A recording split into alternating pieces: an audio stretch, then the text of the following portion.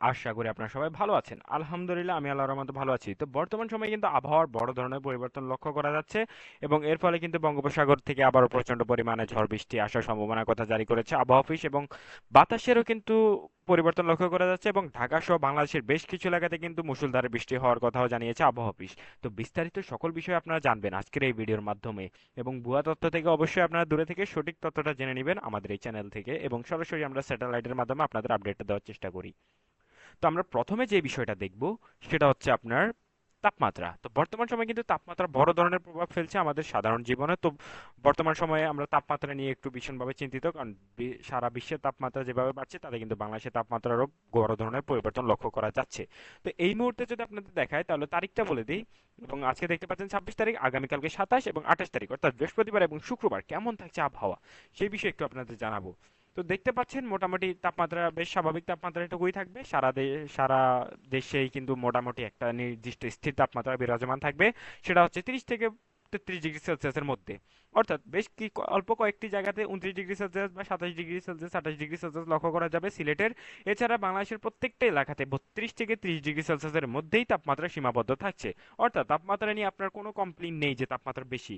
শুধুমাত্র রাজশাহী অঞ্চলে দেখা যাচ্ছে 34 ডিগ্রি সেলসিয়াস, যেটা কিন্তু সর্বোচ্চ তাপমাত্রা বাংলাদেশের। অর্থাৎ সর্বোচ্চ হলো এই তাপমাত্রা কিন্তু মোটামুটি বেশ স্বাভাবিক তাপমাত্রা, কারণ অন্যান্য এলাকাতে থাকছে 30 থেকে 32 ডিগ্রি সেলসিয়াস, রাজশাহীতে 33 কি 34 ডিগ্রি সেলসিয়াসের আশপাশে দেখা যেতে পারে সর্বোচ্চ তাপমাত্রা।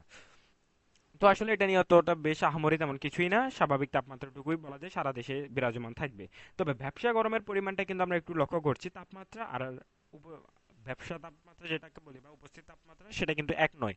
আমরা লক্ষ্য করতে পারছি 30 থেকে 32 ডিগ্রি সেলসিয়াস গড় তাপমাত্রা, তবে সেখানে কিন্তু ব্যবসা গরমের ফলে কিন্তু প্রচন্ড পরিমাণে ঘাম বেরোবে, অর্থাৎ বায়ুতে আর্দ্রতার পরিমাণ বেশি থাকবে।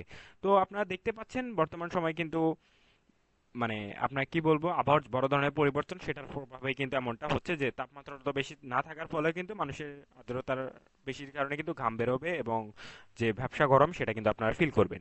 তো বর্তমান সময়ে কিন্তু আরো একটা ইম্পর্টেন্ট তথ্য, সেটা হচ্ছে আপনার বৃষ্টিপাত কেমন থাকছে, আবহাওয়া সাথে মেঘলা অবস্থান, বৃষ্টিপাতের যে প্রভাব সেটুকু আসলে কেমন। তো এক কথায় যদি বলি তাহলে সারা দেশেরই যে বৃষ্টিপাতের অনুপাত বা গড় পরিস্থিতি রয়েছে সেখানে দেখা যাচ্ছে যে সারা দেশেই থেমে থেমে থেমে থেমে হালকা ঝিরিঝিরি বৃষ্টিপাত হবে।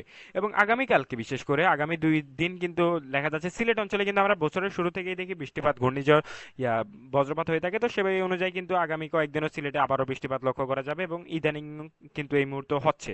তো এমনটা জানাচ্ছে আবহাওয়া অফিস। তো এক কথায় হচ্ছে সারা দেশেই মোটামুটি বৃষ্টিপাত হবে, শুধুমাত্র চট্টগ্রামে আমরা একটু কম বৃষ্টিপাত লক্ষ্য করতে পারছি, যদিও বা দিনের বেলা যদিও বা চট্টগ্রাম বৃষ্টিপাত হচ্ছে না, তবে রাতের দিকে হালকা হালকা ঝিরিঝিরি বৃষ্টিপাত হলেও হতে পারে কয়েকটি এলাকাতে, বিশেষ করে চট্টগ্রামের খাগড়াছড়ি সহ যে বান্দরবন রয়েছে, তারপর আখাউড়া রয়েছে, বান্দরবন রয়েছে, খাগড়াছড়ি রয়েছে, এই এলাকাগুলোর দিকে রাঙ্গামাটি রয়েছে, হালকা হালকা ঝিরিঝিরি বৃষ্টিপাত হতে পারে।